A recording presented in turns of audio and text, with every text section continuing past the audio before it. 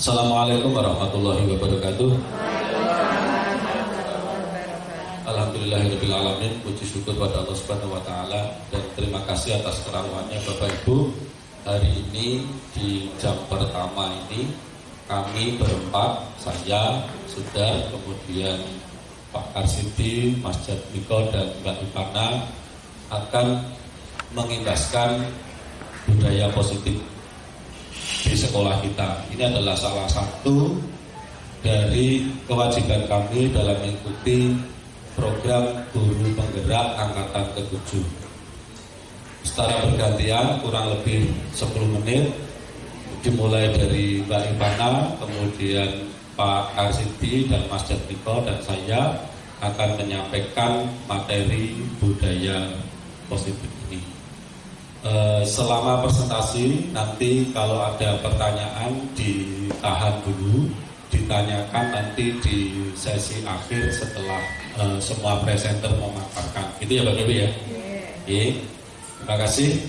Mudah-mudahan ini acara ini diberikan keberkahan oleh Tuhan, dimudahkan segala urusan kita. Untuk itu mari kita tundukkan kepala sejenak untuk bermunajat pada Allah Subhanahu wa taala. Mudah-mudahan kegiatan kita hari ini diberi kelancaran.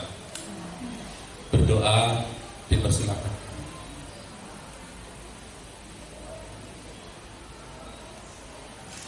Amin. Selesai. Bapak Ibu, dimulai dari presenter yang pertama yaitu Bu Ipana akan menyampaikan tentang kebutuhan dasar manusia. Monggo Bu Ipana. Pak Jadmiko mungkin dan Pak Karsidi bisa di sana sebentar.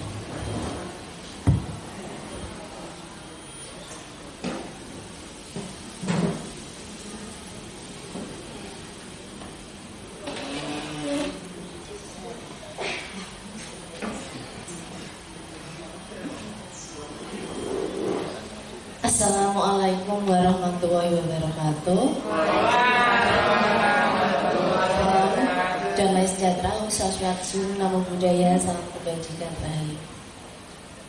Bapak Ibu guru yang hebat, terima kasih kami sudah diberi kesempatan untuk memaparkan materi pembelajaran kami di program Guru Penggerak.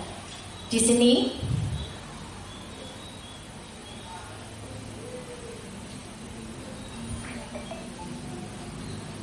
ya, kami akan memaparkan pada program pengimbasan modul 1.4 budaya positif dari calon guru penggerak angkatan ke-7.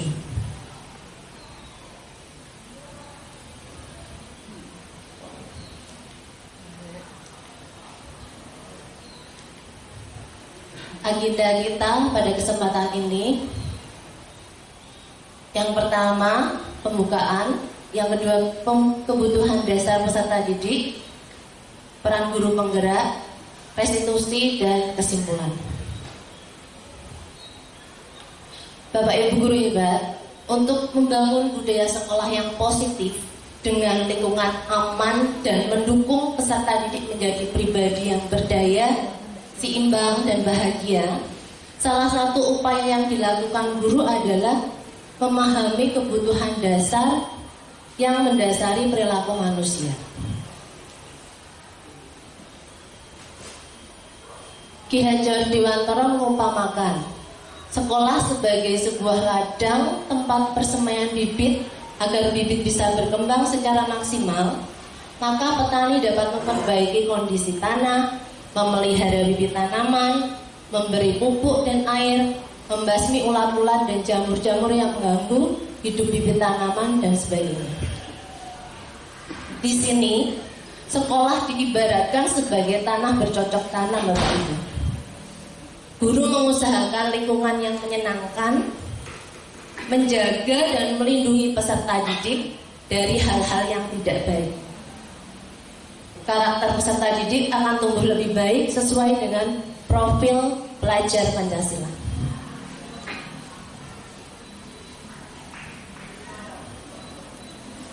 Menurut Dr. William Glaser, psikiater dari USA, seluruh tindakan manusia memiliki tujuan tertentu, yaitu memenuhi kebutuhan dasar. Ketika kebutuhan dasar terpenuhi, maka orang akan tumbuh seimbang, dan sebaliknya apabila tidak, maka orang akan mengalami emosi negatif seperti bosan, kecewa, dan bahkan akan melakukan perbuatan yang bertentangan dengan nilai kebajikan atau melanggar peraturan.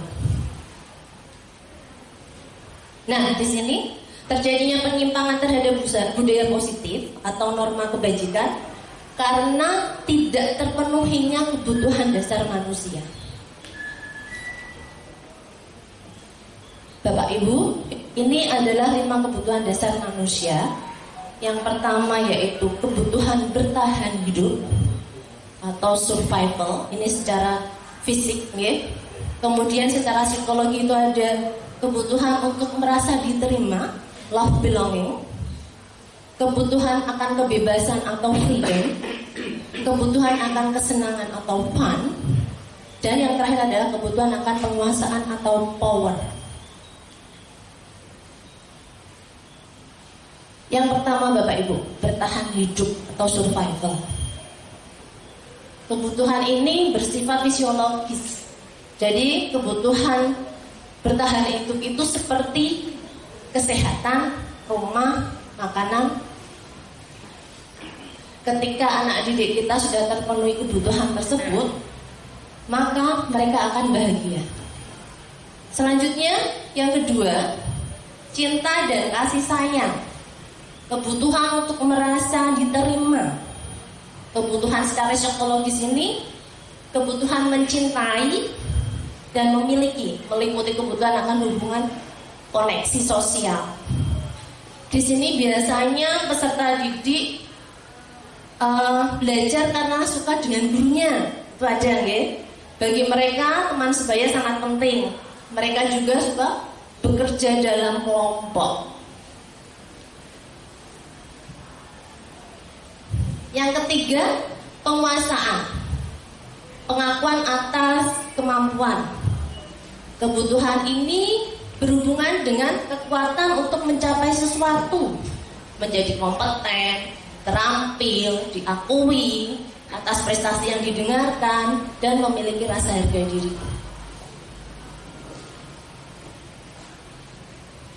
Yang keempat, kebebasan.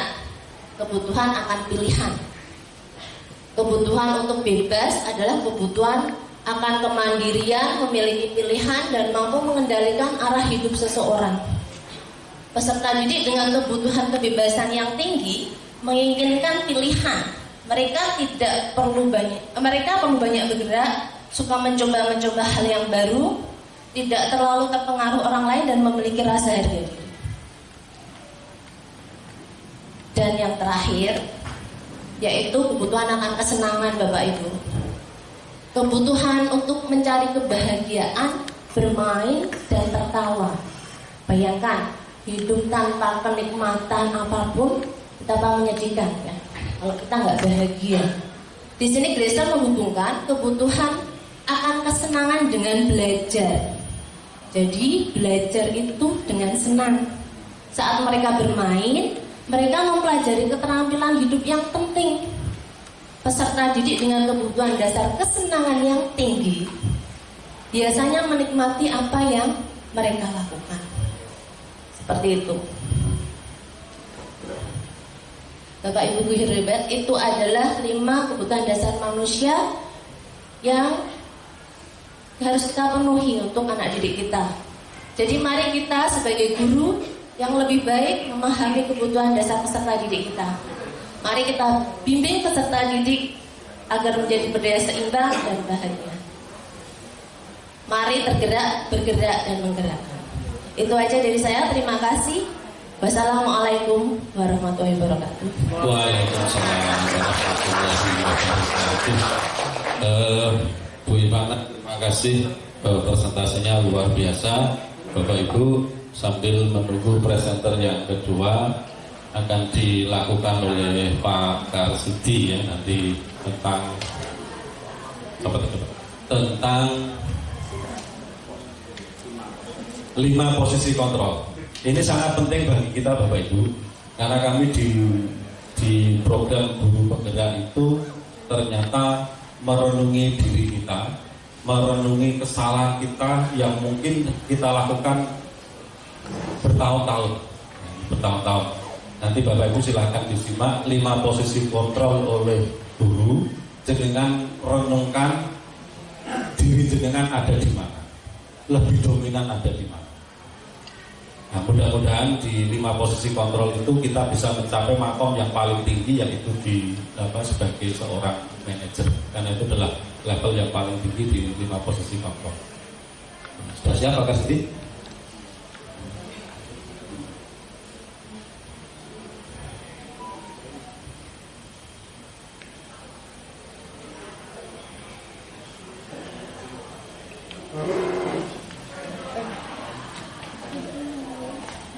Modul 1 di depan. Ya, monggo saya katakan.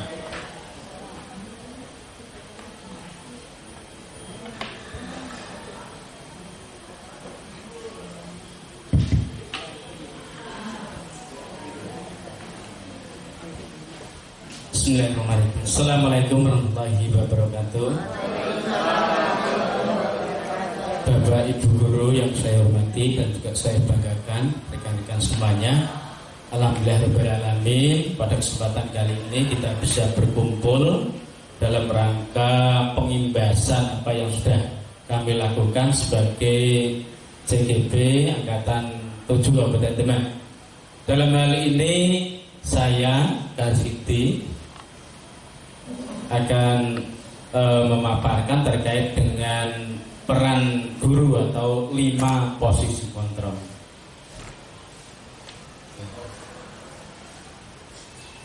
Sebenarnya topik yang ada di budaya positif ini banyak sekali, karena kami berempat sehingga bagi-bagi materi yang akan kami sampaikan. Bapak Ibu saya hormati, ini kita lihat bahwa peran kita pada pendidikan saat sekarang ini paling tidak mengendalikan putra-putri kita ataupun menuntun putra-putri kita untuk meraih kesuksesan dan kebahagiaan baik dunia dan akhirat. Berarti pertanggungjawabannya luar biasa nanti. Tidak hanya dunia tetapi akhirat. Di sini peran kita atau 5 posisi kontrol yang tentunya sudah kita laksanakan sekian puluh tahun.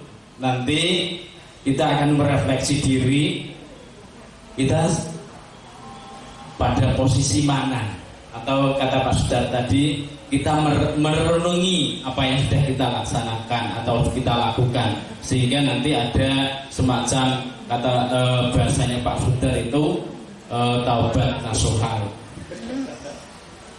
Oke, Bapak Ibu, ini mengutip dari dari Gosen yang bukunya Restitution Sharing School Discipline, bahwa mengemukakan bahwa guru perlu meninjau kembali penerapan disiplin di dalam ruang-ruang kelas kita selama ini. Apakah telah efektif apakah berpusat memerdekakan dan memandirikan murid? Nah, ini bahasanya ya baru bahasa ini yang kelihatannya loh kok beda. Bagaimana dan mengapa? Melalui serangkaian riset dan bersandar pada teori kontrol dari Dr. William Deser tadi yang sudah dikemukakan oleh Bu Ivana, Gosen berkesimpulan ada 5 posisi kontrol yang diterapkan oleh seorang guru. Kita perhatikan.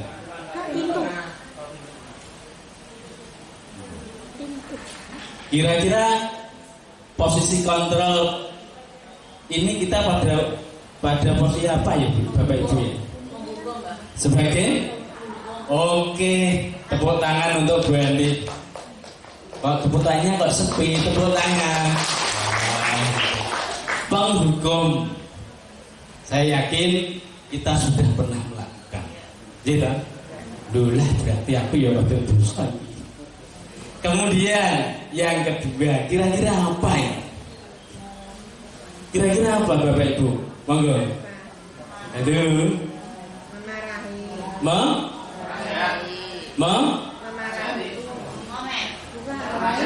Menasihati. Daripada penasaran, saya buka sendiri. Pembuat orang merasa bersalah. Jadi lingkungan kehilangan. Wih lo, ojo ngomong. Kemudian yang ketiga. Halo Bapak Ibu, yang ketiga. Saya yakin panjenengan sudah melakukan ini. Kalau saya dengar adik-adik, nah seperti itu toh. Apa ini? Sebagai teman. Oh, sebagai teman. Oke, Bu Anik nih. Sona. Oke. Lanjut yang keempat. Sebagai pemantau atau pengawas atau monitor. Dan yang kelima sebagai dari pakaiannya ini sudah kelihatan. Oh, manajer. Oke. Berarti sebenarnya ya sudah kita lakukan semua ya. Oke. Baik itu mulai dari penghukum sampai ke manajer. Hanya saja presentasinya ini akeh sing ndi yang gitu toh. Oke. Berikutnya, jadi posisi kontrol, 5 posisi kontrol tadi. Yang pertama sebagai penghukum itu biasanya bisa menggunakan hukuman fisik maupun verbal. Jadi tadi ono sing push up ataupun disengeni entek-entekan gitu toh. Kemudian yang kedua itu membuat orang merasa bersalah, biasanya dibawa ke tempat yang hening, diceramai, kemudian dengan suara lembut, sehingga biasanya itu buyuli ning sehingga ya Bu, saya yang bersalah kita kemudian sebagai teman yang ketiga ini tidak menyakiti murid tetapi tetap mengontrol. Kemudian yang keempat sebagai monitor atau pemantau, yaitu mengawasi berdasarkan pada peraturan atau konsekuensi. Biasanya singgung pintu gerbang kono. Terus yang kelima sebagai manajer, guru sebagai mentor akan berbuat bersama murid, mendukung murid untuk menemukan solusi atas masalah yang dihadapi. Kira-kira dari kelima posisi kontrol itu yang komplit, yang lebih bagus kira-kira yang mana nih? Yang kelima. Berani cepat gitu lah. Tas. Oke. Oh gitu ya. Oke. Kita lihat. Jadi 5 posisi kontrol itu mulai dari penghukum, kemudian pembuat rasa bersalah, teman, pemantau, manajer. Dengan sebagai posisi penghukum, guru berbuat menghardik, menunjuk dan lain sebagainya. Biasanya yo awake dhewe tahu kan itu kan. Terus juga guru berkata, kalau kamu tidak melakukan awas, gitu. Sudah. Kemudian hasilnya biasanya anaknya rodok berontak. Retano berontaknya itu tidak di depan, ning belakang. Iso-iso iki jok motore suwek berak. Gitu. Kemudian sebagai pembuat rasa bersalah biasanya diceramai. Seharusnya bla bla bla bla, atau ibu merasa kecewa dengan suara lembut sehingga anak itu kan merasa terenyuh, istilah Jawanya itu gregel, bahkan iso nangis-nangis. Biasanya awake dhewe nak ceramai bocah iso nangis kita ya gong, padahal ya belum tentu pas gitu ya. Kemudian sebagai teman membuatkan alasan-alasan untuk muridnya. Yo ndak apa-apa nak, hari ini ndak apa-apa, yo kita manusia biasa, sering salah ya, seperti itu toh, kita dibuatkan juga. Kemudian sebagai pemantau, nah, biasanya itu terkait dengan peraturan yang ada, berdasarkan peraturan yang ada. Dan sebagai manajer ini kita mengajukan pertanyaan-pertanyaan yang menggiring siswa atau murid sehingga murid nanti akan menemukan solusi yang terbaik dari permasalahan yang dihadapi pada murid tadi. Oke, sekilas terkait dengan peran posisi kontrol, 5 posisi kontrol tadi. Oke, sekarang sedikit kira-kira pernyataan-pernyataan yang di sana itu, saya kecewa sekali dengan kamu. Kira-kira pada posisi kontrol yang mana Bapak Ibu? Halo? Halo? Penghukum kah? Oh, posisi kontrol tadi apa itu? Membuat rasa bersalah. Jawabannya itu baik. Kemudian kamu tidak pernah benar melakukannya sebagai hukum. Ayo lakukan demi bapak, demi ibu. Oh teman. Ayo nanya-nanya Pak Sudari. Oke, tinggal prakteknya, actionnya atau aksi nyata. Biasanya teori ini wes aksi nyatanya sih kayak gitu, sama.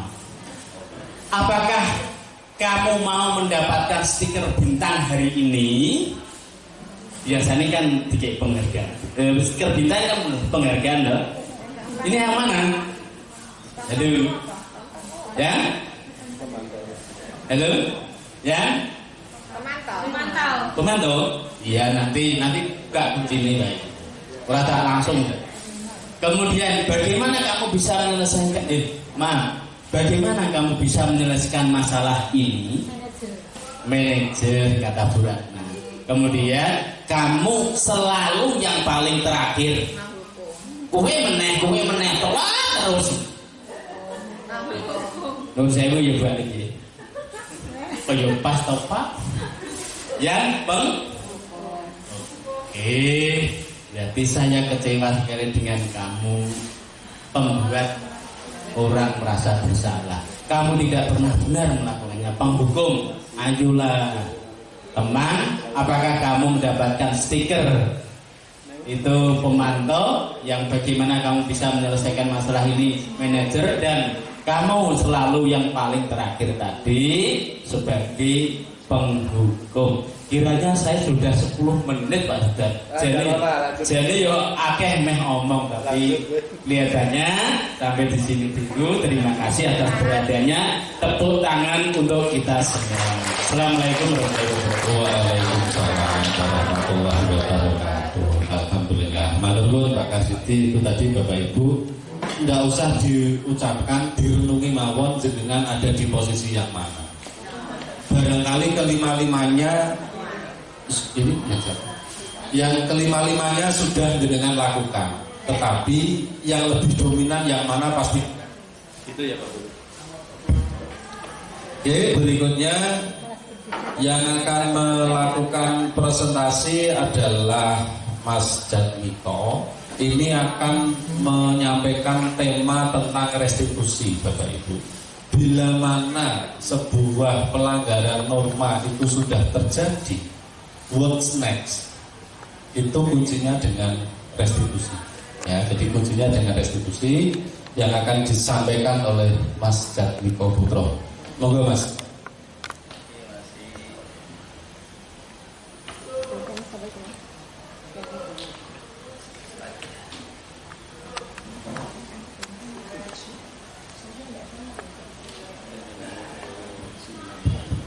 Assalamualaikum warahmatullahi wabarakatuh.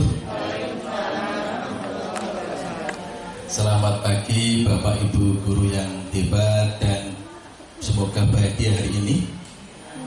Pada kali ini saya kebagian dengan penerapan positif melalui institusi.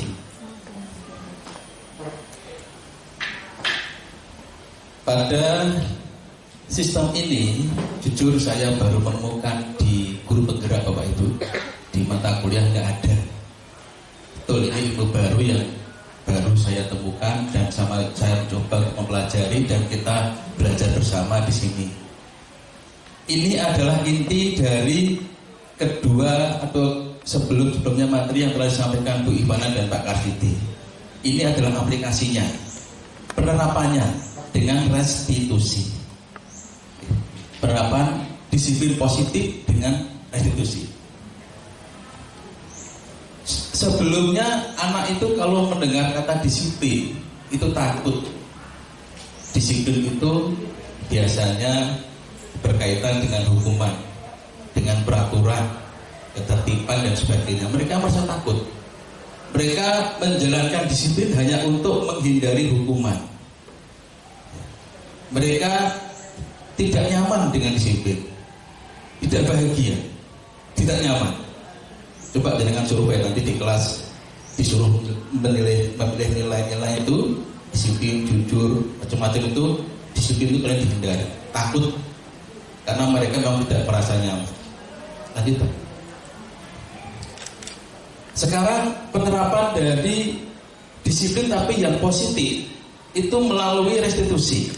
Apa itu restitusi? Restitusi adalah proses menciptakan kondisi bagi murid untuk memperbaiki kesalahan mereka sehingga mereka bisa kembali pada rumah mereka dengan karakter yang lebih kuat. Artinya seandainya murid ini berada pada situasi yang salah, restitusi ini mengantarkan mereka kembali pada posisi yang benar dan mereka kembali pada kelompoknya itu dengan karakter yang lebih baik lagi, lebih kuat lagi. Itu menurut dosen ya. Kemudian restitusi merupakan sebuah cara menanamkan disiplin positif pada murid. Ini caranya pakai metode ini. Dan inilah nanti yang kita pelajari. Dan kita harus menguasai ini. Semakin terampil kita menguasai ini dengan berbagai macam kasus yang ada pada murid kita akan semakin banyak berperan dan memberikan kontribusi positif bagi pembelajaran murid kita. Restitusi ini dikembangkan oleh pakar pendidikan yaitu Diana berdasarkan dari kontrol oleh Dr. William Deser. Ya. Jadi yang mengembangkan adalah pakar pendidikan Diana siapa tadi ya? Dosen dan kemudian berdasarkan dari kontrol oleh William Glaser. Nah, itu. Lanjut Pak. Ini ada yang terpotong nih. Restitusi membantu murid untuk menjadi lebih satu, memiliki tujuan. Dua, disiplin tapi yang positif. Dia berdisiplin tapi dia merasa bahagia, tidak takut, tidak tertekan dan sebagainya. Dia berdisiplin tetapi bahagia. Kemudian yang ketiga, memulihkan dirinya setelah berbuat salah. Ya. Penekanannya pada restitusi ini adalah bukanlah pada bagaimana berperilaku untuk menyenangkan orang lain atau menghindari ketidaknyamanan. Coba diperhatikan kalimat ini. Penekanannya bukan untuk berperilaku untuk menyenangkan wong liya. Jadi saya disiplin itu ben guruku seneng, enggak. Saya disiplin ben orang tua saya senang, tidak. Atau menghindari ketidaknyamanan seperti hukuman. Jadi yang dimaksudkan itu bukan untuk itu, bukan dua hal itu, tetapi tujuannya adalah menghargai nilai-nilai kebajikan yang mereka yakini, yang mereka percayai, serta sesuai dengan teori kontrol yang tadi telah disampaikan oleh Bapak Karsidi, yaitu memunculkan motivasi secara intrinsik. Jadi motivasi tadi ada beberapa hal. Motivasi itu ada karena eksternal ya, dan intrinsik. Yang eksternal itu bisa karena mungkin takut, menghindari hukuman, takut. Yang kedua karena ingin bedi senangi, bedi senangi orang tua, menyenangkan orang lain, itu masih eksternal. Dan yang paling inti adalah memunculkan ini motivasi secara intrinsik, ya ini dengan apa? Restitusi. Nah, seperti apa? Nanti kita bahas lebih lanjut. Lanjut Pak. Lanjut. Untuk menerapkan ini ada sebuah panduan penerapan yang bernama segitiga restitusi. Nah ini Bu, langkah-langkahnya ada 3 tahap. Segitiga restitusi adalah sebuah proses dialog yang dijalankan oleh guru atau orang tua agar dapat menghasilkan murid yang mandiri dan bertanggung jawab. Pada saat pada saat ini guru berada di posisi manajer. Jadi kelima tadi yang diambil adalah posisi manajer. Aspek yang dikembangkan murid adalah untuk motivasi intrinsik. Lanjut Pak. Langkah-langkahnya segitiga restitusi. Yang pertama adalah menstabilkan identitas. Ini mungkin kita masih bingung maksudnya gitu Pak. Ini Bu, ketika murid berbuat salah, mereka pada identitas gagal. Artinya dia berada di zona gagal.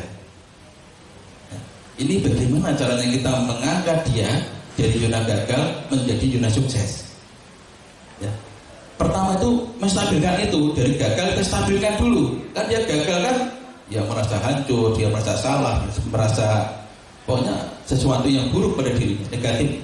Nah ini kita stabilkan dulu dia dengan menstabilkan identitas. Langkah yang kedua adalah validasi tindakan yang salah. Kita validasikan dulu tindakan tadi bagaimana. Yang ketiga, menanyakan keyakinan. Bapak Ibu, ini yang penting yang belum pernah mungkin kita lakukan, saya sendiri juga belum pernah, membuat kesepakatan keyakinan kelas. Saya kemarin semester 2 sudah membuat ya. Jadi saya buat kesepakatan pada anak-anak kita coba kamu gali nilai-nilai positif yang ada pada diri kita. Jujur, disiplin, tulis semuanya. Kemudian saya dapatkan ada 9, ada 10, ada 12. Kita pilih 4 saja yang kita sepakati. Gimana? Kita diskusikan, dapatkan 4. Nah itu nanti 4 nilai itu yang kita pegang sebagai nilai keyakinan kelas. Apa hanya 4 Pak? Enggak, semuanya boleh lebih, tapi di kelas ini sepakati minimal mempunyai 4 itu. Gitu ya. Jadi dibuat dulu apa keyakinan kelas yang kita sepakati bersama. Lanjut Pak. Berdasarkan prinsip membuat kesalahan adalah proses pembelajaran. Jadi anak-anak salah mungkin masih tergolong dalam proses pembelajaran Bapak Ibu. Bukan dia sudah selesai di situ, enggak. Salah itu wajar dan masih dalam proses pembelajaran. 2, menggeser identitas murid dari gagal ke sukses. 3, jangan mengkritik murid yang sedang mengalami identitas gagal. Nah, dia gagal, aja dibilang nih. Terus dia bersalah, wah ini kan anaknya sopo. Terus betino atau gatek nih, dibilang malah hancur dia. Jadi tidak bisa bangkit. Terus gagal malah hancur. Jadi kalau tugas kita adalah mengentaskan dia dari posisi gagal, ditarik ke posisi sukses. Lanjutnya, membuat kesalahan sesuatu yang wajar. Nah, ini prinsip yang harus kita ambil. Salah itu wajar. Dalam belajar kok. Salah itu wajar. Orang naik sepeda itu jatuh wajar. Orang langsung ngetril mahir nggak bisa, pasti jatuh dulu. Ya. Naik sepeda kali itu pasti pertama 2 jatuh berkali-kali. Wajar untuk bisa mahir dalam bersepeda. Demikian juga anak belajar, salah itu wajar, jangan dimarah. Yang kedua, manusia tidak ada yang sempurna, kita sendiri juga sering banyak salahnya. Yang ketiga, kita bisa memperbaiki masalah ini. 4, saya tidak menanyakan kesalahan, tapi bagaimana memperbaiki masalah ini, solusi yang kita cari. Yang kelima, apa saat ini kamu tengah menjadi orang yang baik untuk dirimu sendiri? Lanjut Pak. Lanjut. Klik lagi.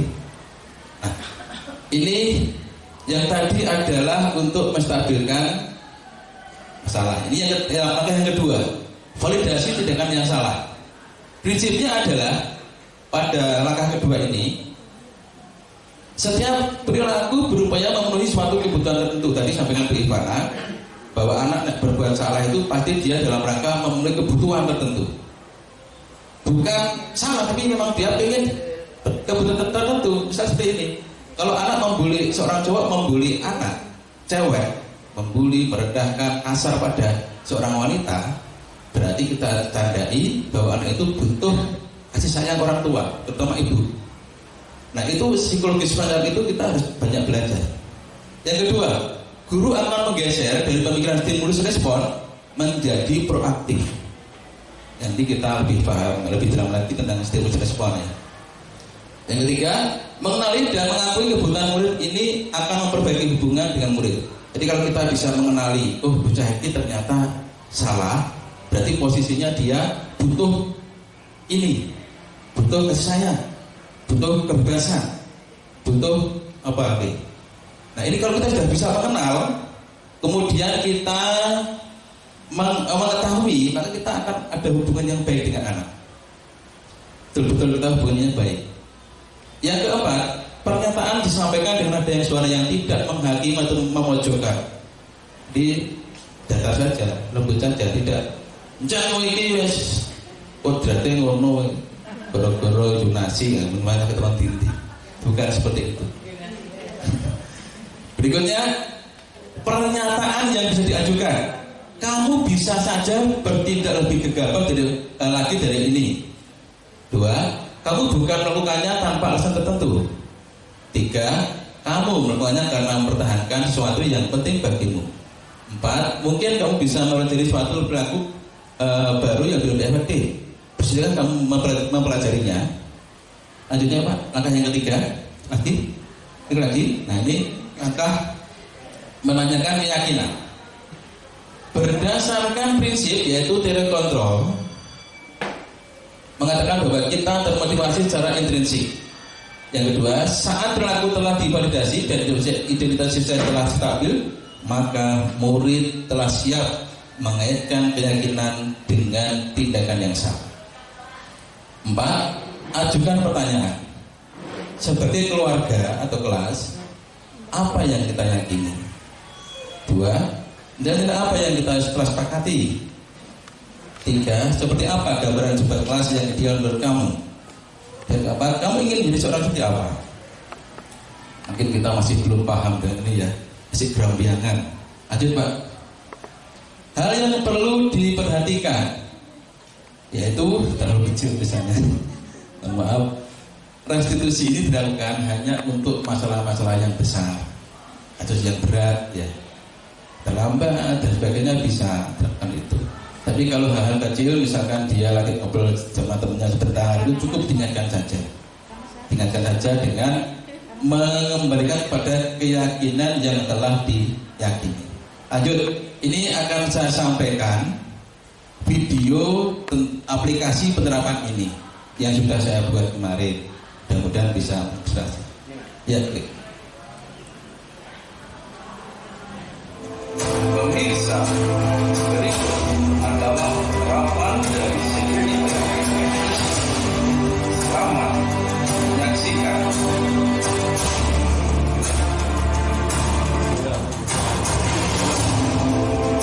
Kasus mencontek.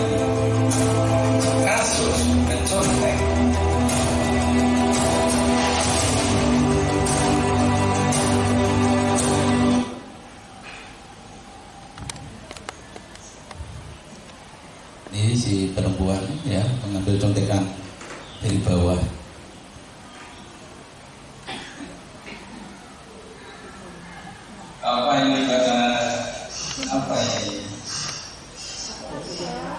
Sampaikan dalam slide ini kamu perhatikan ya. Bapak ini ya. Dan alhamdulillah apa dari terbaik di menstabilkan identitas. Oh gitu. Ya wajarlah semua orang tidak berbuat salah. Saya juga berbuat salah. Semua manusia juga berbuat salah. Kemudian pada saat kamu belajar, kira-kira apa yang kamu pikirkan? Saya membuat contekan agar rumah saya bagus. Oh begitu. Kamu melakukan itu pasti punya alasan yang lain kan? Biasanya itu membawakan kedua orang tua saya, Pak. Ingin membahagiakan orang tuanya alasannya. Semua orang juga pasti ingin membahagiakan kedua orang tua kita. Coba benar-benar kita sama-sama lihat. Tindakan kamu sejak tadi, kira-kira menurut Mbak Nabila itu bertentangan dengan prinsip yang namanya ini tidak? Dia Pak, data yang saya lakukan tadi tidak sesuai dengan prinsip yang saya Jadi menurut Mbak Nabila prinsip mana yang pertama dilakukan? ada Pak, yaitu kondisi tenang dan saya telah berbuat tidak. Sebenarnya saya ingin jujur Pak, tapi pada saat itu saya terpaksa. Itu berarti kamu mau ya jujur dan yang sifatnya jujur. Ya mau dong Pak. Kalau begitu Mbak Nabila bersedia nggak untuk memperbaiki masalah ini? Saya bersedia Pak. Kalau begitu nanti kira-kira Mbak Nabila ingin menjadi seperti seorang apa? Saya ingin menjadi orang yang jujur, mandiri, dan percaya diri. Menurut Mbak Nabila, bagaimana perasaan Mbak Nabila ketika Mbak Nabila menjadi seperti itu? Ya bangga loh Pak, saya bisa jadi orang yang jujur, mandiri, dan percaya diri. Baiklah kalau begitu. Karena itu menunjukkannya kita carikan solusi yang baik ya. Kita mulai belajar dulu. Kamu nanti bisa dapat resep yang baik, bisa siap ketika melakukan tes-tes dan berikutnya. Oke, kalau kita semangat ya.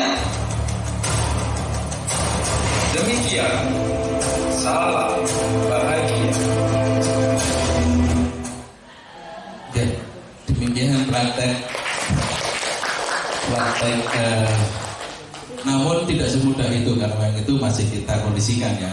Kita belum real di lapangan. Nanti kalau kita coba untuk real di lapangan, ini butuh latihan dan nggak sekali dua kali, mungkin beberapa kali untuk membiasakan ini. Sehingga betul-betul anak itu akan tetap taat pada aturan, berdisiplin, tetapi merasa tidak gagal, merasa berhasil, dia mampu menyelesaikan masalah sendiri, mampu menyelesaikan, mencari solusi sendiri, bukan karena ingin menyenangkan gurunya atau bukan karena takut dengan hukuman. Demikian Bapak Ibu yang bisa sampaikan. Terima kasih atas waktunya dan segalanya. Saya akhiri. Assalamualaikum warahmatullahi wabarakatuh.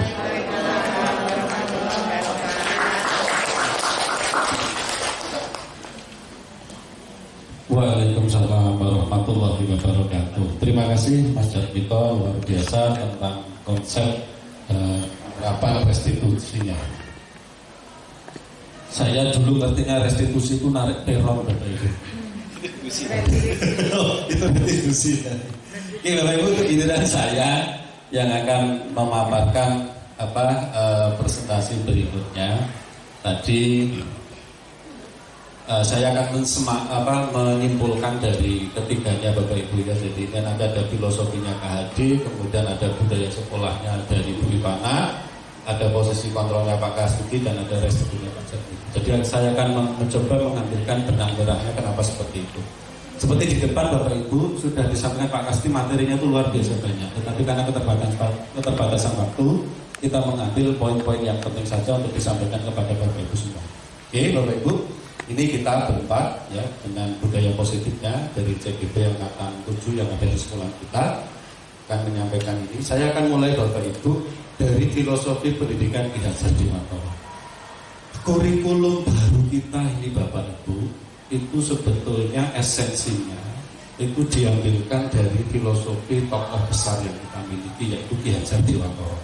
Jadi ada beberapa pendapat Ki Hajar yang masih sangat relevan dengan kondisi kita dan coba diambil oleh pemerintah untuk diterapkan, diadopsi di dalam kelas Bapak Ibu semuanya. Nah, saya akan mencoba mengingatkan kembali Bapak Ibu pendapat dari KHD, ada beberapa ya, setidaknya ada 3 ini Bapak Ibu. Guru itu harus menciptakan pembelajaran yang menuntun dan berpihak pada siswa. Teks berpihak pada siswa itu artinya student center. Jadi bukan panjenengan yang dominan, tetapi apa ya Bapak Ibu, siswa yang diberi kebebasan untuk mengeksplorasi apa ya seluruh konsep, seluruh ruang, seluruh materi pembelajaran sehingga dia bisa menemukan sendiri pengetahuan dan keterampilan. Itu kira-kira Bapak Ibu. Kemudian teks menuntun Bapak, ini sesuatu yang apa ya? Sesuatu yang harus kita pahami lebih dalam. Karena kata-kata menuntun itu Bapak Ibu sebetulnya bisa dilakukan dengan trilogi pendidikannya Ki Hajar Dewantara. Kita masih ingat kalau KHD itu kan ing arso sung bodo, ing madya manung karso dan tut uri dan daya. Nah, ini dalam rangka menuntun segala potensi yang dimiliki oleh siswa. Tapi teks menuntun itu juga harus kita pahami Bapak Ibu. Karena mereka, siswa kita itu memiliki kodrat masing-masing. Ada kodrat alam, ada kodrat zaman. Kalau kodrat alam itu lebih merujuk pada di mana siswa itu berada. Mengajarkan anak di gunung dan di pantai budayanya beda. Alamnya berbeda. Ketika alamnya berbeda, kebutuhan dasarnya juga berbeda. Maka Bapak Ibu juga tidak boleh menyamakan itu. Nah, karakteristik anak didik kita itu di tengah perkotaan tentu berbeda dengan panjenengan ketika mengajar di daerah yang pesisir, anak Wedul misalnya, itu sangat berbeda sekali. Gitu. Kemudian kodrat zaman itu adalah bergantung merujuk pada era di mana anak didik kita itu hidup. Jadi kalau ibu membayangkan mengajar anak didik jenengan saat itu seperti jenengan belajar, itu salah kaprah. Kenapa? Mbiyen aku dikeplak ora apa-apa, jangan seperti itu. Kan gitu ya. Dulu kita kalau di sekolah itu dipukul oleh guru kan enggak apa-apa. Terus jenengan memperlakukan itu pada anak didik sekarang ya enggak empan-empan karena ada kodrat zaman. Nah, dan seterusnya Bapak Ibu, kalau kodrat zaman itu kita elaborasi banyak lagi, ada masalah teknologi macam-macam yang berbeda disesuaikan dengan zaman anak itu berada. Kemudian Bapak Ibu, pembelajaran guru itu harus juga mengembangkan budi pekerti. Kalau dulu kita itu mengenal tugas guru di kelas itu ada 2, selain mengajar juga apa Bapak Ibu? Mendidik. Karena ada sesuatu yang beda, esensi yang beda, mengajar dan mendidik. Ngerti Pitagoras, menerapkan Pitagoras itu mengajar atau mendidik Bapak Ibu? Mengajar. Tahu sopan santun, tata krama, etika, budi pekerti itu adalah mendidik. Nah, kita itu ada di sini. Nah, ini semua sudah dididik oleh pemerintah dalam apa Bapak Ibu? Yang disebut dengan profil pelajar Pancasila. Karena itu adalah norma kebajikan yang universal, bisa diterima dari Sabang sampai Merauke. 6 itu bisa diterima dari Sabang sampai Merauke. Nah, apakah Bapak Ibu boleh mengembangkan selain 6 itu di kelas Bapak Ibu? Boleh. Ya, kebajikannya boleh ditambahkan lagi. Itu Bapak Ibu. Ya, jadi itu adalah sekilas tentang filosofi KHD. Nah, saya akan masuk kepada budaya positif sekolah. Tadi sudah dikutip oleh Bu Ipana bahwa sekolah sebagai sebuah ladang tempat persemaian bibit bla bla bla bla. Tadi kan gitu Bapak ya. Jadi ibaratnya guru itu sebagai petani yang merawat tanaman. Berarti itu ada kodrat alam, kodrat zaman. Bapak Ibu tidak bisa memaksa ketika merawat padi itu akan tumbuh jagung, tidak bisa. Ketika merawat jagung tidak bisa tumbuh padi. Artinya apa? Murid jenengan itu punya potensi masing-masing. Jenengan tidak bisa memaksa untuk menurut alur jenengan, tidak bisa. Biasanya Bapak Ibu ketidaksesuaian di kelas itu karena Bapak Ibu membayangkan murid jenengan itu sama dengan Bapak Ibu. Ini yang jadi masalah. Contoh begini, guru matematika marah kepada muridnya karena tidak bisa mengerjakan rumus atau dalil Pythagoras. Itu kan dia melihat dirinya.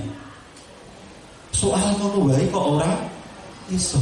Padahal mereka punya kodrat tersendiri, Bapak Ibu. Jadi ini yang Bapak Ibu harus harus karena ini menurut saya sekolah sebagai sebuah ladang tempat berseminya bibit. Berarti murid kita itu yang sebagai apa, Bapak Ibu?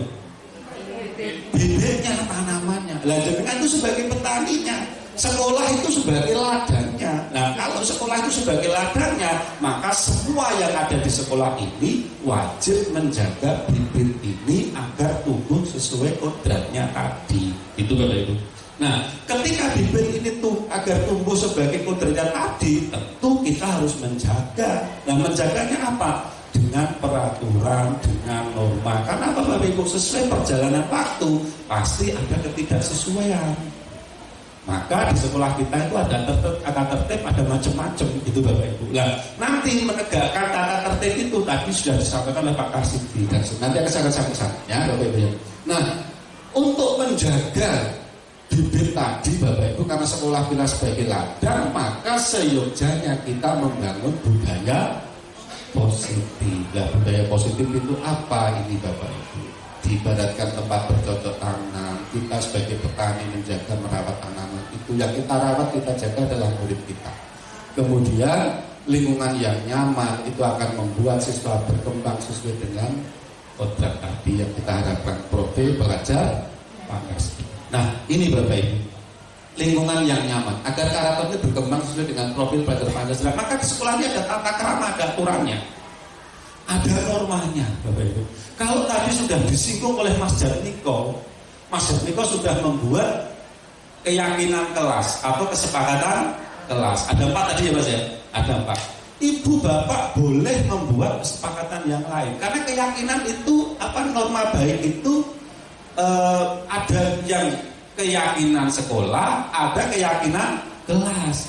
Kalau keyakinan sekolah, ibu bapak silakan buka KTSP. Sekolah kita sudah mencantumkan 6 nilai inti. Pernah dibaca Bapak Ibu? Nah, dari sana ya, 6 nilai inti mulai dari religius, integritas sampai fokus pada pelanggan. Itu adalah 6 nilai inti kita. Itu adalah kesepakatan sekolah kita. Keyakinan sekolah kita. Lah ibu bapak boleh menambah keyakinan di kelas. Seperti saya, keyakinannya, kesepakatannya ketika awal bertemu dengan anak-anak, tidak boleh ada anak terlambat. Kalau terlambat di luar saja, karena itu akan mengganggu anak-anak yang sedang belajar. Saya membayangkan itu sangat sebel Bapak Ibu, sedang menerangkan, konsentrasi, buka pintu, totok-totok, masuk, konsentrasi terganggu. Kemudian berikutnya 2 menit lagi ada begitu lagi, masuk. Itu kita buat kesepakatan. Nah, kesepakatannya silakan dengan Bapak Ibu buat dengan murid-murid. Dan kelemahan saya adalah saya tidak mencatat kesepakatan itu dalam tembok atau dinding kelas. Nah itu lebih bagus karena Bapak Ibu punya ruang masing-masing sehingga kesepakatan itu bisa dituliskan di sana. Nah ini Bapak Ibu. Nah kalau Bapak Ibu tadi disampaikan oleh Bu Ivana, akar Bapak Ibu ya. Jadi ini ada kebutuhan dasar manusia. Karena apa? Ketika kebutuhan dasar ini tidak terpenuhi, akan terjadi ketidaksesuaian. Ya, jadi kita mulai belajar dulu. Ini sebetulnya materinya materi psikologi yang patut menerangkan di sini mestinya Pak Haji, Bu Fajri, Bu Zuli, sama Bu Umi Salab ya, bukan Umi Khair. Kalau Umi Khair kan di agama gitu. Nah, Bapak Ibu, ini materinya materi psikologi, ya, materi psikologi. Nah, seluruh tindakan manusia itu pasti memiliki tujuan, dan tujuan itu dalam rangka memenuhi kebutuhan dasar. Bapak Ibu, saya mengingatkan kembali, tahun yang lalu atau 2 tahun yang lalu, masih ingat kasus di anaknya Bu Suharti Bapak Ibu, yang anaknya tidak masuk beberapa bulan itu, berangkat lagi tidak masih ingat Bapak Ibu? Itu kalau kita sebagai seorang penghukum seperti kata Pak Adi kan gemes sekali. Gemes banget, bocah ini kok mangkat orang kan gitu. Nah ternyata ketika kita menelusuri kan ada kebutuhan dasar dia yang tidak terpenuhi apa? Ternyata kebutuhan dasar dia untuk survive, bertahan hidup itu tidak terpenuhi. Dia itu pengganti bapaknya, ya, pengganti bapaknya. Dia bekerja sambil mengamen karena dia masih menghidupi adiknya yang kelas 6 SD. Lah ini kan kebutuhan dasar yang tidak terpenuhi, Bapak. Nah, mari kita lihat, Bapak Ibu. Tadi Bu Ivano sudah menyantumkan ada 5 kebutuhan dasar, mulai survival, bertahan hidup, love and belonging, diterima, cinta kasih sayang, freedom, kebebasan, kesenangan, dan kekuasaan. Ini adalah 5 kebutuhan dasar manusia, Bapak. Jadi kalau ini tidak terpenuhi, pasti akan terjadi ketimpangan. Menurut saya, Bapak Ibu, kalau murid jenengan itu belajar dalam keadaan lapar, kira-kira bisa konsentrasi? Tidak bisa. Kalau mau naik ngeles untuk ngelusur aku. Nah gitu kan. Nah ini kan kebutuhan dasar untuk survive. Nah Bapak, diterima kasih sayang. Contohnya jelas, saya putune Pak Mulyadi, sinten sinak nika pindah di Almaira. Itu kan karena cinta dan kasih sayangnya tidak terpenuhi di sini. Ponaknya gitu. Tidak terpenuhi sehingga dia ada ketidaknyamanan dan seterusnya, dan seterusnya sampai nanti kekuasaan tadi sudah disampaikan oleh Bu Ivano. Nah, Bapak Ibu, ini semua adalah akar dari penyimpangan ketika apa? Tidak terpenuhi 5 ini. Nah, Bapak Ibu, 5 ini tidak bisa kita kontrol. Bisa terjadi kapan saja, di mana saja, dengan tidak bisa mengontrol. Nah, kalau nanti ini terjadi, what's next? Jadi ketika ada ketimpangan, what's next? Itu nanti materinya Pak Karsidi, Bapak Ibu. Bapak Ibu guru menegakkan tata tertib, keyakinan kelas, kesepakatan sekolah, dan seterusnya. Itu budaya positif itu dengan apa, Bapak Ibu? Posisi kontrol. Tadi sudah disampaikan Pak Karsidi, ya. Ini adalah penyimpangan dari nilai kebajikan tadi. Maka guru dapat menunjukkan perannya. Saya akan ada di mana, Bapak Ibu. Maka tadi sudah disampaikan. Jadi ada 5 posisi kontrol: penghukum, pembuat rasa bersalah, teman, pemantau, dan manajer. Saya terus terang, Bapak Ibu, ada di sini dan di sini, di 1 dan 3. Lebih dominan di 1 dan 3. Ya kadang kalah sebagai penghukum, kadang kalah sebagai teman, tapi lebih dominan di situ. Ternyata Bapak Ibu, menurut saya ini sudah top markotok menurut saya, tapi ternyata salah. Ternyata salah. Karena Bapak Ibu, menurut saya kita ucap lagi satu persatu. Penghukum jelas efektif dalam waktu yang singkat, akan meninggalkan luka di kemudian hari. Saya pernah teringat Pak Muntoro itu cerita kepada saya, Don, aku ketemu bocah ini muridku kok tak loroi melingos. Nah, terus tak pikir, loh aku biar duduk iya. Tahu gak sih Bapak Ibu? Pasti penghukum itu akan meninggalkan luka yang lain. Tapi penghukum itu juga perlu karena akan terkendali. Cuma terkendali pasti dalam waktu yang singkat. Ada luka. Pembuat rasa bersalah juga tidak baik, Bapak Ibu, karena anak itu jadi rendah diri. Karena dia merasa bersalah, saya mengecewakan guru saya mengecewakan orang tua saya mengecewakan teman saya. Itu rendah diri, itu juga nggak baik. Mungkin nanti akan jadi blunder di kemudian hari. Menjadi anak itu tidak pede dan seterusnya. Kemudian sebagai teman pun sama, meninggalkan luka. Selain meninggalkan luka, Bapak Ibu, teman itu juga tidak bagus karena menurut saya kalau gurunya yang dianggap sebagai teman itu masih ada di sini. Kalau dia pindah, kan tidak punya teman lagi, tidak ada tempat lagi untuk apa ya, untuk mencurahkan segala, tidak ada lagi. Pemantau juga begitu, ujung-ujungnya akan menegakkan disiplin dan akan meninggalkan luka juga. Nah, maka yang paling bagus adalah sebagai manajer. Karena apa, Bapak Ibu? Kalau sebagai manajer itu anak diminta untuk introspeksi diri, merenungi dirinya, oh ya saya salah, saya melanggar kesepakatan ini. Dan menurut saya tidak hanya di situ, Pak. Kalau hanya sampai merenungi diri itu nanti juga akan meninggalkan luka. Karena apa? Jadi anak itu jadi, oh iya ya, aku telah mengecewakan ini. Itu tidak benar juga. Maka dari manajer itu sebetulnya anak diminta bagaimana memperbaiki dirinya. Nah, ini yang penting, Bapak Ibu. Ketika anak berhasil memperbaiki dirinya, maka self confidence itu muncul kembali dan dan seterusnya, maka dia akan bisa bangkit. Tadi dikatakan Pak Jatmiko dia dari menuju zona sukses itu, seperti itu Bapak.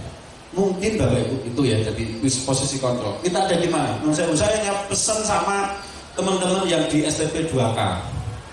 Ada Pak Teguh, Pak Cipto, kemudian Pak Saipin, ada Bu Ali, dan mungkin ada Bu Umi dan seterusnya. Jenengan tolong hindari sebagai penghukum. Enggak koyok Pak Muntoro. Nanti jenengan suatu ketika ketemu murid dengan loroi melengos Pak. Karena itu meninggalkan. Jadi tolong dihindari. Kalau tidak tidak wis ngakok ke hati, tenang, tolong dihindari. Kalau bisa cari posisi yang lain, sehingga kalau bisa ya di manajer aja, sehingga Bapak Ibu memang betul-betul memperkuat diri anak-anak kita.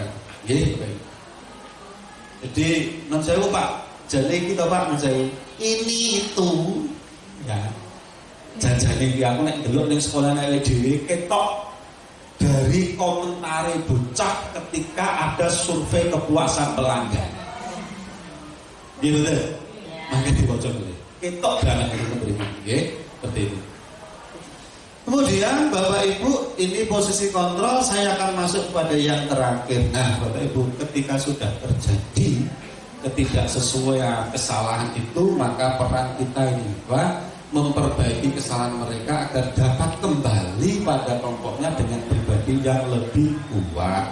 Nah saya ini tadi mengulang dari Pak Jatmiko, ada tiga restitusi ini, 3 langkah ini dengan 3 restitusi, mulai dari menstabilkan, validasi tindakan salah, menayangkan kelalaian, dan sudah ada contohnya tadi anak yang menyontek, itu sudah bagus. Coba saya begini Bapak Ibu, biar jangan ada bayangan yang lebih konkret lagi. Saya ambilkan contoh begini, suatu ketika jenengan itu ditraktir makan oleh teman panjenengan, jenengan menunggu, dan teman jenengan tidak datang, jenengan kecewa betul, kecewa. Nah, biasanya ditelepon, maaf tidak bisa, oh nggak apa-apa, lain waktu kan gitu betul.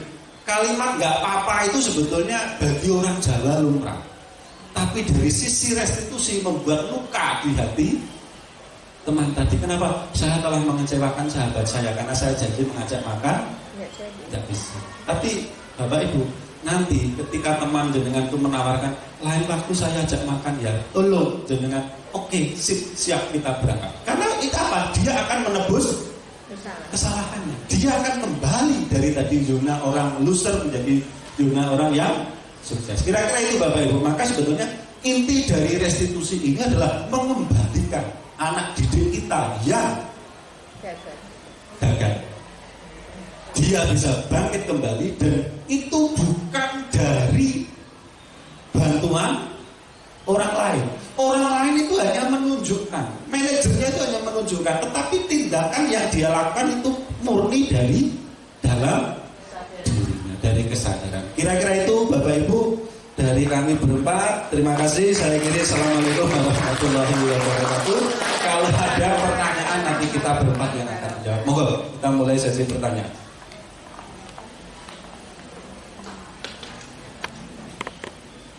Cukup jelas atau bilas tidak jelas Bapak Ibu? Cukup jelas. Yeah. Ada pertanyaan?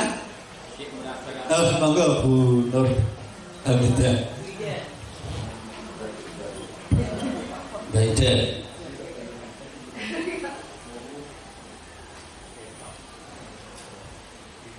Terima kasih. Assalamualaikum warahmatullahi wabarakatuh. Waalaikumsalam warahmatullahi wabarakatuh. Izin bertanya, bagaimana cara kita sebagai pendidik mengenali karakteristik siswa kita sehingga kita bisa mengetahui kebutuhan mereka? Terima kasih. Assalamualaikum warahmatullahi wabarakatuh. Waalaikumsalam. Berarti tentang kebutuhan ya. Berarti materinya Bu Ivana. Monggo Bu Ivana, silakan dijawab. Terima kasih atas pertanyaan yang bagus sekali Bu Ida. Tadi bagaimana cara kita sebagai pendidik mengenali karakteristik peserta didik kita agar kita mengetahui kebutuhannya. Dalam pembelajaran Bu Ida, sering kita bisa mengamati kebutuhan dari siswa itu di proses pembelajaran. Oh, anak ini kurangnya apa, sikapnya seperti apa. Itu bisa menjadi bahan kita untuk mengenali karakteristiknya. Selain itu, di kurikulum Merdeka kita ada yang namanya asesmen diagnostik. Biasanya di awal semester kita memberikan asesmen diagnostik untuk mengetahui apa-apa yang dibutuhkan siswa kita. Bapak Ibu sudah melaksanakan asesmen diagnostik, ya. Dan itu kebutuhan kita bisa kita bisa memberikannya dalam bentuk angket ataupun wawancara kepada peserta didik. Jadi kita bisa mengetahui, oh, yang dibutuhkan apa anak ini, kebutuhannya apa aja. Misalnya, oh, pembelajaran ini saya kurang, Bu. Nah, seperti itu. Dan di asesmen diagnostik sendiri kita bisa mengadministrasikannya sebagai profil dari peserta didik kita. Jadi kita tahu karakteristik siswa kita, yang si A membutuhkan pembelajaran seperti apa, yang B membutuhkan pembelajaran seperti apa. Seperti itu, beda. Cukup? Ya, ya. Matur nuwun, Bu Ivana. Sudah puas, Bu Ida? Alhamdulillah. Bapak Ibu masih ada pertanyaan yang lain? Oh, Bu Hani, monggo.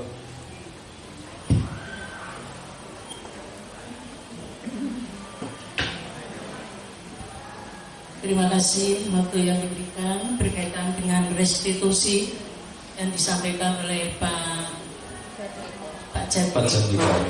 Berkaitan dengan restitusi, hakikatnya adalah merupakan solusi dengan menggunakan metode-metode untuk menyadarkan anak agar anak ini menyadari kesalahannya dan tidak akan mengulangi kesalahan tersebut.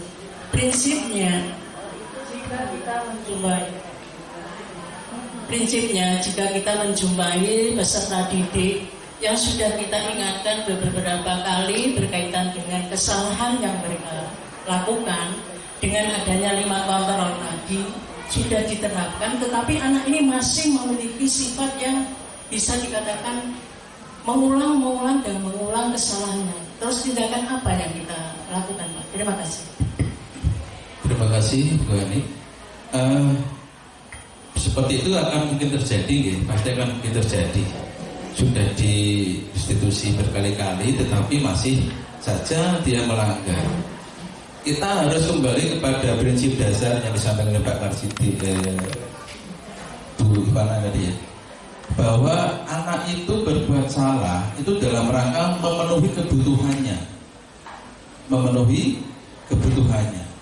Kita kembali seperti tanya Bida tadi, kita cermati dulu dia itu butuhnya apa, kebutuhan pokok dasar apa yang belum terpenuhi. Ini memang betul-betul harus kita identifikasi tuh, ya.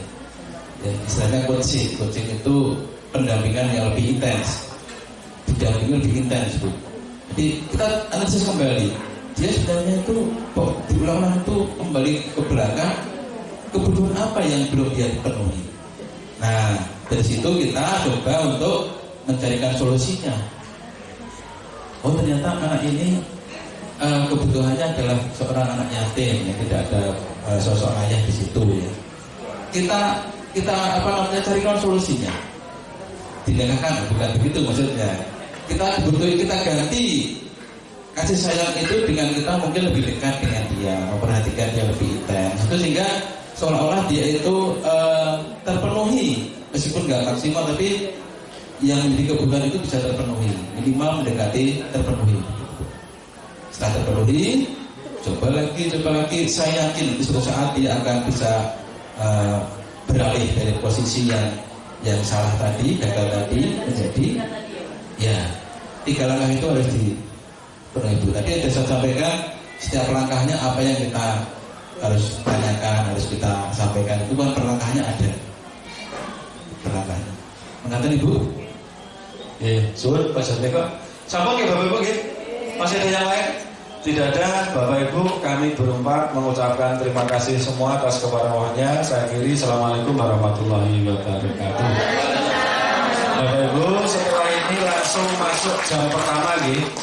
Langsung saya masuk jam pertama sampai nanti sesi terakhir, ikuti bel yang sudah ada di sini. Waalaikumsalam. Izin bertanya, bagaimana cara kita sebagai pendidik mengenali karakteristik siswa kita sehingga kita bisa mengetahui kebutuhan mereka. Terima kasih. Assalamualaikum warahmatullahi wabarakatuh. Waalaikumsalam. Berarti tentang kebutuhan ya. Berarti materinya Bu Ivana. Monggo Bu Ivana, silakan dijawab. Terima kasih atas pertanyaan yang bagus sekali, Bu. Tadi bagaimana cara kita sebagai pendidik mengenali karakteristik peserta didik kita agar kita mengetahui kebutuhannya. Dalam pembelajaran, Bu Ida, sering kita bisa mengamati kebutuhan dari siswa itu di proses pembelajaran. Oh, anak ini kurangnya apa, sikapnya seperti apa.